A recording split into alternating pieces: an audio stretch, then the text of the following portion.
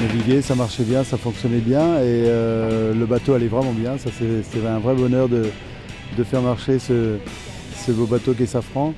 Lorsque j'ai entendu un gros choc, un gros bruit assez violent, qui a été suivi d'un quart de seconde par un bruit pas très sain, et le bateau s'est mis à agiter. Donc j'ai imaginé tout de suite qu'il se passait quelque chose de pas terrible. J'ai constaté qu'il y avait un grave problème au niveau de la quille et qui de toute façon me contraignait à rentrer sur les sables d'Olonne. Quand on va expertiser ce qui reste de la quille, on dira les choses telles qu'elles sont. Donc je ne sais pas si c'est lié à un choc, une rencontre. Si c'est ça, c'est un peu la roulette russe. Si c'est lié à une fatigue du métal, ce qui est aussi possible, ou un défaut, on ne sait pas. On le saura, mais on ne le sait pas aujourd'hui. Là, je me dis, moi, j'ai pas envie de m'habituer sur mon sort déjà. Et je me dis que ici, c'est pas plus mal, plutôt qu'avec 50 nœuds dans le sud des Kerguelen, avec une mer pas possible, où là, tout peut arriver.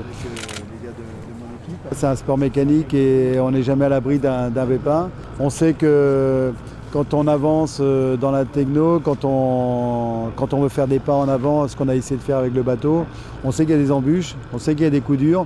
Et j'imagine pas un seul instant que tous les salariés ou les compagnons de Safran ils fassent demi-tour à chaque fois qu'il y a une embûche. Même si c'est décevant, c'est dur par rapport à l'esprit et la culture de toutes les composantes du groupe.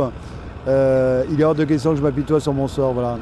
Bon, ma tristesse, j'apprends pour moi, voilà, et puis celle-là, elle passera avec le temps.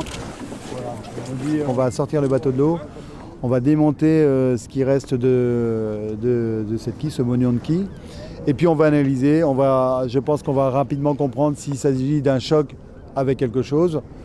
J'en ai aucune idée. Si c'est le métal qui est fatigué, peut-être. Voilà. Mais en tout cas, ce qui est certain, c'est qu'on va analyser les choses, on va essayer de bien les expertiser. Et encore une fois, moi je ne ferai pas de langue de bois. Tout ce qu'on découvrira ou qu'on analysera ou qu'on expertisera, on le communiquera. Donc il n'y aura pas de cachotterie.